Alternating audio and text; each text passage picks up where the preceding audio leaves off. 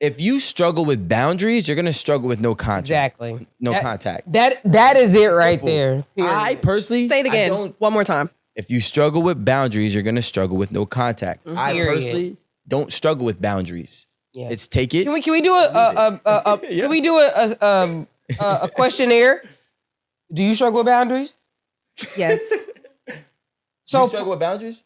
I can see that. So perhaps you may have an issue with no contact. But you know what? When I get into it and like when I decide that this person, there's a difference between deciding and fed up. Some people finally strengthen their boundaries when they're fed up.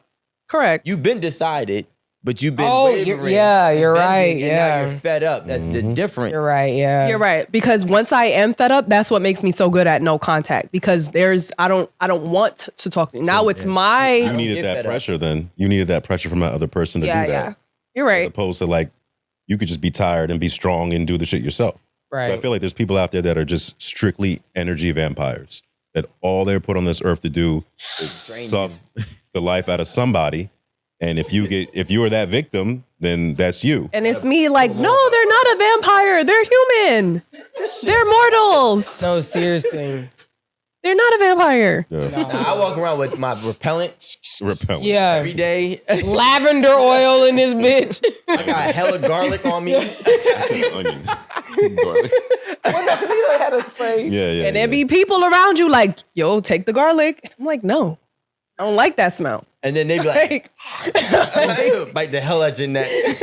Well, they're gonna keep coming back to see if you change. They will. To see if you're gonna finally give in. That's an Aquarius trait. You know, we don't abide by the no contact when it's on us. Whatever, I'll find a way around this shit. Like, I see a little crease right here. Chip away just a little bit, and we find our way back in. I don't like people like that. It's only for a short amount of time because I've definitely dealt with a Sagittarius that continuously did that to me. No, he wasn't the right one. No. That means she was the no contact. Mm-hmm. Like he didn't decide it was. Exactly. Yeah. This is full contact. Sagittarius, like a Sag cut you off. It's like this. You just dead.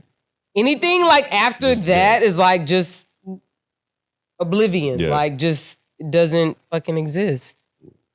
Literally. That's how I am too. Yeah.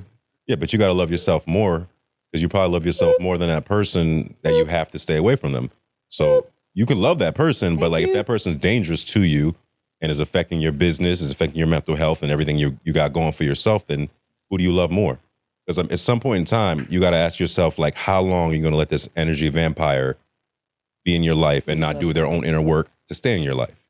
Oh, they know I don't figure that shit out. What you want to do? Ain't shit different from last weekend. Exactly. Like when I was in college, like my best friend in college, he would literally have these girls come and pick us up. Like it would be like we would be wasted. And it would be like these girls that like, they were interested in him, they wanted him, whatever. And he'd be like, yeah, can you come pick us up? They think they finna come and pick up like him from 6th Street. Like 6th Street is like the main street in Austin or whatever. And it's like me and then like his roommate. We're all wasted. Like that's the best way. Like they brought us tacos and like it was amazing. I'm not gonna lie. Shout out to all you ladies that love him. I'm not gonna say his name, but you know who he is. And that's why I had a problem with the other segment. Yes. Because the real ones don't get the ones in poverty to do things. What do you mean? She wouldn't have had the a car. ones that was getting you tacos and all that shit. She wouldn't have. She wasn't in poverty. They didn't have a car to We're pick in y'all up. college, like yeah, but it starts there. That's Tacos the was the foundation. cheapest. I think my friend was. I think my homeboy was in poverty, so they was trying to rescue us. He was finessing the finesse. You know what I'm saying? I wasn't in no poverty, baby. I had extra money. He was in I had poverty. extra money. I was around. Conservative. I was around, and like it was kind of like you gotta like my friend too, if That's you cool, know. yeah. So I'm with that. I wonder how he repaid them. that ain't got nothing to do with me. I don't shit. Sometimes you didn't have to. Yeah, He repaid them. But you know what? had nothing I to do think with me. I In know. our community, I just ate my tacos and just. in our community, we tend to say, if I have to choose me or you, I'm still gonna choose you. That's Right? the fucked up part. And that's why we make these exceptions, and that's why we don't. Are you talking about your Jersey community? No, I'm talking about our Black African American community. again, the black community, we're taught if we start choosing ourselves, we're the bad black person in our community. Every other community, the white guy, the Spanish guy, they can make millions and then they can choose them and their families and exile everything else and they get praised. The second we start choosing ourselves, it's the issue. Can I interject? I think it's because we start from a different base. I agree. I think they start from a communal base, meaning like it was like 17 families in one 5-bedroom house. So it's like everybody literally has come up from the same place, and then when you get to wherever you're gonna reside, wherever your efforts lead you, wherever your smarts lead you or whatever, that's where you are. And then at that point, you can make those selfish decisions. Whereas I think that we come more from a place of scarcity where we haven't had a chance to have these group economics. Yeah. And have 17 of us living in a 5-family house. But we also don't make the efforts to do it and are willing to do it either. Well, but and so I was about to touch on that. So I think part of it is you have to understand again where Black Americans, descendants of the transatlantic slave trade, where that comes from. It's not just, we didn't just fucking think of this shit. Yeah. It comes from like where we actually come from. So it's like, hey, we've been living in these houses with 10 other people all our lives, and it's like, cool. Like it's like saying like, I'll give you a perfect example. My mother, my mom, her mom has like 14 siblings, right? So when you have a lot of siblings, there's a lot of fucking, first cousins and grandkids or whatever. And depending on where you fall, 9 times out of 10, the younger ones are going to be helped by the older ones because, you've established your family earlier. You've got like a house earlier, this, that, and the other. And so my mom's mom was one of the younger ones. And she was always the cool auntie. Her and my grandfather were like, if you ran into a problem, you can go live with Aunt Neat and Uncle Earl. Like, there's literally not one person in my family who has never lived with my grandparents. Literally, like if you did not live with them, you were in the minority. Like that's how it was. And so I think that when you have like lived your whole life with your whole family being around you, and like say like the next stage in your life, you don't want that, it's kind of probably you're probably looked down on, or like people looking at you like, why you want to be like that? But it's like, hey, I've lived my whole life with everybody else. I've always had to share my space. I've always had to do this. So it's like, why can't I just have me and my family? Me and my fucking kids and my spouse. Like, you know what I mean? I agree, but I'll say like, I think that's the difference between the South and up here. Up here, you by yourself. Everybody's a lone wolf. I feel like up here, we were never living together. You know what I'm saying? Up here, you out the house by your own, struggling at 18. Mm-hmm. So I think when we look, that's very much a northern thing. Well, I'm just saying, like it's very much different. Yeah. And I think some people. I'm speaking. Not all. I'm speaking from a man is like, baby, I ain't leaving the house. No, the economy is bad. But you actually, no, I'm telling you, don't leave. But you actually can't. Don't fucking leave. You were fortunate enough to grow up in this time because that was not accepted in 2000. But for girls, you think they should have had a man by then? You think so? In 2000, I would say if you was 27 in 2000, you should have been somewhere else and not at home. But in 2025 or 24, it's, relatively different. So you're fortunate. And I think that, growing up in the area that I've grown up in, the northern area, East Coast, there was no like community. The community was. I didn't realize that, honestly. You was on your own. And if you struggled, we struggling too. We all struggling. So I think that when it was like quit begging. Yeah. Quit begging it. No, because everybody gotta figure it out for their shit here. None of us got it. You don't, I don't, we don't, but we chilling together. There was something that I saw on Twitter not too long ago. It's not how and it's like this woman. Y'all are, in my opinion, and I don't know a lot of people from the South, but I do know that my girl was originally from Dallas, right? And knowing her born there? Yeah. Knowing her family and the people that I know from Texas, specifically that type of Southern, they are way more family oriented than New York, New Jersey area. Tight knit. Yeah, they're way more family oriented. I think over here is more so every man for himself, or even woman. I actually didn't know that. And so that's just my opinion from my own experience. Question, and I know you're Caribbean, like your mom is Dominican or whatever. Well, so that's what I was about to ask. I was like, yeah, that's maybe a Caribbean thing because these American parents, they're brutal. That's literally what I was about to ask. I'm from Little Dominican Republic of New Jersey. All right, everybody's by themselves, right? Like the boys, the girls, the boys, So everybody gets kicked out. Everybody, even if they don't get kicked out, they do their best to leave early. Baby, my daddy was like, "You can come home." I was like, "Thank you, Dad." No, you could go back home, but no, or you can stay home. But you 18 now.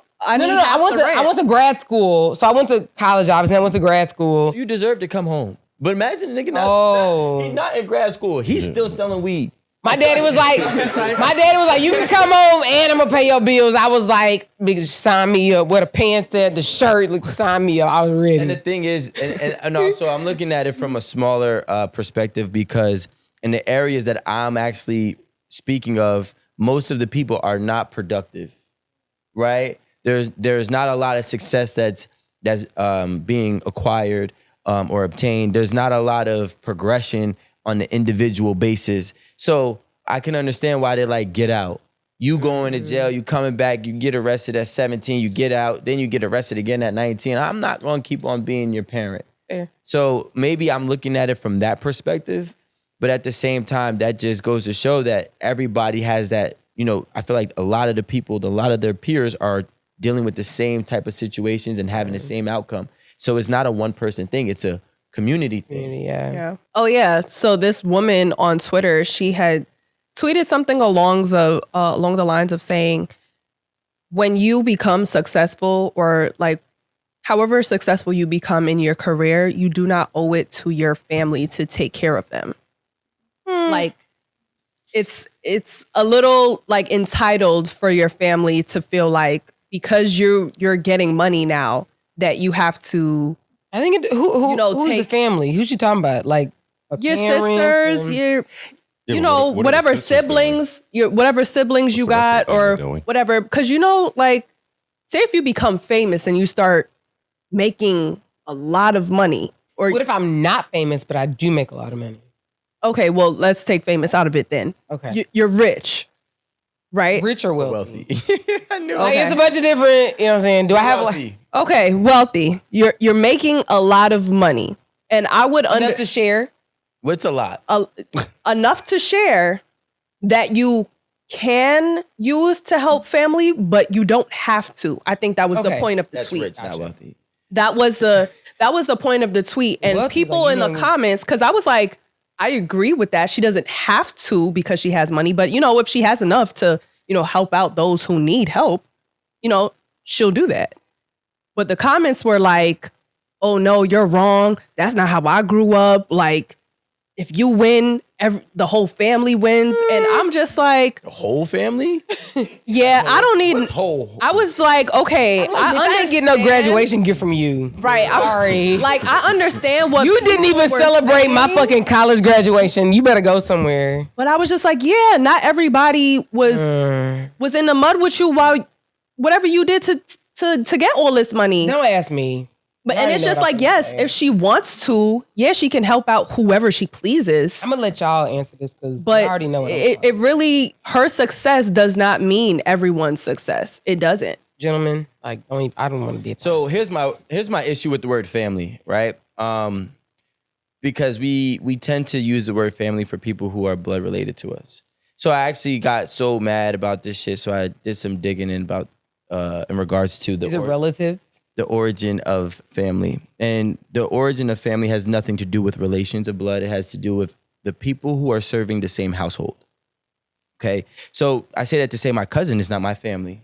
My aunt and my uncle are not my family. Wait, are you talking about like textbook definition you went searching for? The actual origin definition of family that we have now changed. What is it like? Is it like Latin or something? It's a mixture it comes from familia. Familia is actually what means the people who serve the same household, servants of the household, right? So if you don't live in my house, you are not my family.